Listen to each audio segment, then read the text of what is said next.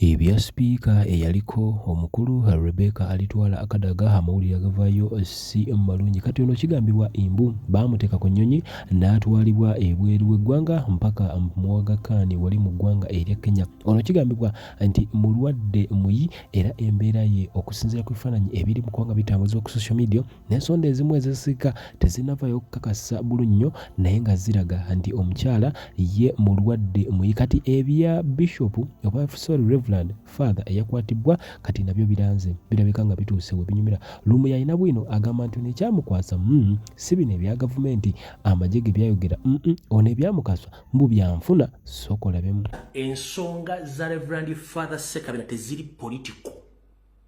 Teziri Reverend Father Deus Dedit Sekabira, a priest of Masaka Diocese, was abducted by armed men. Teziri political n'akamu. Teziri political lwaki. Ensonga zino ziri economical. Ensonga za Father Sekabira ziri economical. Ngenda bawo obujulizi mbagenda bazanyira obujulizi mutegeere. Yensonga lwaki nti baavudde ba NRM ne bamukilaiminga nti waabwe according to information gyenye ogenda obateera. Father Sekabira muwagizi wa NRM ensonga ezamukwasiza ziri economical za byanfuna. Eyamutaddeko emisango nti abadde supporting a national platform yagimutaddeko olwa byanfuna okumukwata olw'okuba nti balina obutabankombi y'enfuna byabwe. Kati kyekyakwasiza Father Sekabira so si ya bufuzi kubanga wa NRM. Kati to confirm you mulabe video za ba NRM zebakoze nga baclaiminga Reverend Father, which is okay kubanga fena tuli banansi ne Reverend Father musajja wa NRM. Ebyamukwasiza tebyadde nti bya bufuzi byadde economic. Wuliriza bulungi nnyo Monansi concerned citizen nga kwa information mara okunywa ku Lwendo Ramazi recordinga tambo za katambi. Mbaniriza nnyo baganda bange mu Katonda. Zizinga ndi mukunyolo wamu nammwe ekyokusiba Father waffe Deus Sekabira yasibiddwa eyawambiddwa sigamba nti yasibiddwa mu ngeri entuufu. Omuntu gwe basibye mu ngeri entuufu bamuwe baluwa ne bamugamba kuyita naye ono yawambiddwa ne tumala ennaku eziwerako nga situmanyi gyali naye olw'omuliro oguteekeddwawo abamuwambye balabise naye nga ebivuddeyo nga balabise bamutaddeko ebigambo ebitali bituufu. Faaza oyo musajja wa movement nnyo taata we famire eyo tugimanyi yonna. Wano we wali ekinyusi ekyeno video bw'oba osobola sooka okasharingirako muno owuliriza. Kati mu bo mulimu omwana eyagenda e Germany Father namukangula gwe yatwala okukola ku by'okuyimba. Omwana oyo atadde nnyo famire eyo ku map. Kati bwe yagenda eyo n'afuna obuyambi banne n'abayamba ne basobola ne bakola gurupu nga bakola gurupu kabula soke. Naye kati omuwala ebintu ayagadde obbizza era bagenza okukizuula nga yabiteeka mu mannya ge. Ane ssente bagenda omubuuza ngeri ki gye zibadde zitambulamu nga bimulemeredde.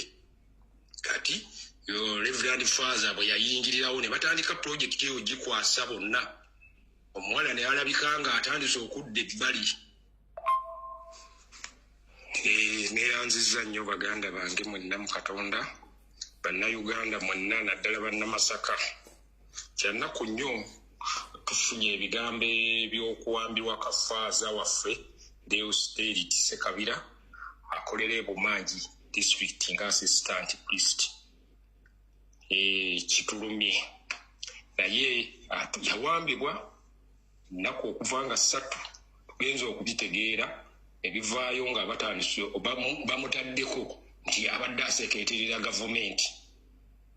Ebintu ebyo biri mu famire, ebintu ebyo bya famire. Waliwo omuwala gwe bayita Magi.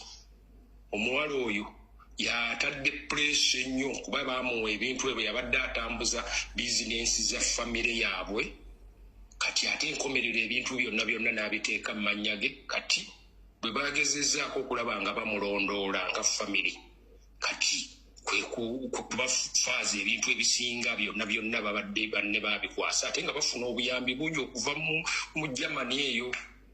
Kati olw'okuba ssente ezijja nnyingi kati omuwala oyo yasazeewo okubateekako ekigambo nti bafuna ssente eziyamba Bobi Wine ekitali kituufu.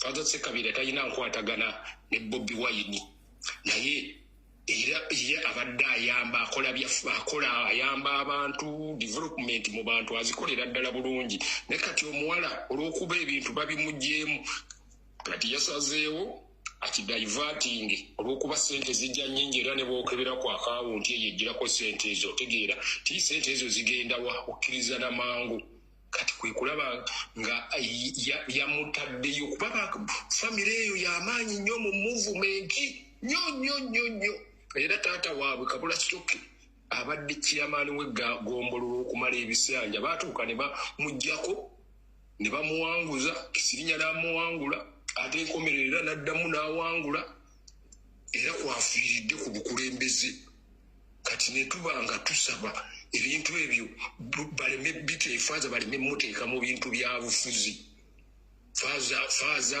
kyetusaba bamute naye omuwala ebintu bya famire omuwala yamuliko omuwala oyo gwe bayita Magi kuba ye yasooka okutambuza pulojekiti eyo kati bamuyingiridde balina ne pulojekiti endala eri luddawa eri bwala waggulu eya muganda waabwe Waswali e Germany kati babadde bakwatagana ng'era ebintu byabwe babiyita Kabula Stoke ye taata waabwe oyo naye kati ebintu bwe bituuse abaana baagala kwetta era kwe kulaba nga faaza bwe yayingira mu bintu ebyo essente ne zidivert nga ne ziba nga omuwala takyazifuna kati kwe kulaba nga olw'okuba abadde ayina abakulu mu gavumenti bamanyi be yayiseemu okulaba nga bakwata faaza oyo naye nga faaza tali mu byabufuzi nga bwe kyayogeddwa nti abadde awagira Bobi si bwe kiri kyannaku ne bw'aba abadde amuwagira naye faaza si bwe kiri katusabe Mukama Katonda atusaasire amateeka galamule ekituufu naye nga bya famire bye bituuse okusibisa faaza we bali ni muganda waabwe Waswali Germany yakoledde essomero liri waggulu bwala emabega wa kiddaawo oba akanaala awo ng'okwata ku payini essomero eryawo we liri nalyo liri ku level ya university kuba abaana basomerawo bafuna degree bali mu by'okuyimba n'amasomo amalala gonna n'ennimi basoma n'Olujamani basoma ennimi eziwera era babadde bayambye abaana baffe bangi naye nga twewuunya okulaba nga omuwala mu kifo ky'okukkiriza ensobi ze yakoze ate n'ayunga munne mu kaseera akazibu ak'okuwagala okutiisa munne naye nga kyetusaba Mukama Katonda atusaasire abalamuzi nga faaza Bishop bwe yatugambye tusabire faaza waffe omukulu oyo abadde atambuza bulungi ennyo ebintu byaffe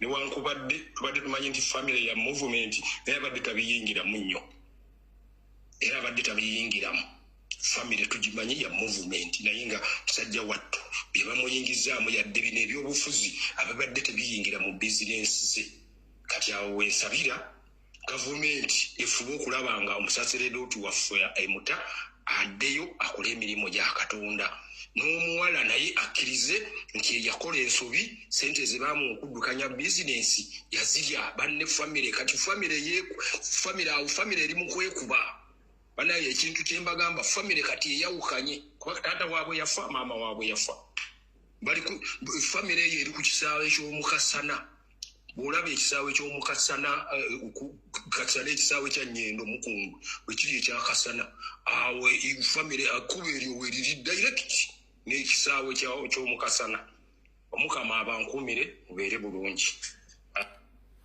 Alright. Lwaki njagadde okufuna information eno? One, mwawuliddemu nti amagye gaga bamunoonyerezaako ku by'okusekerera gavumenti.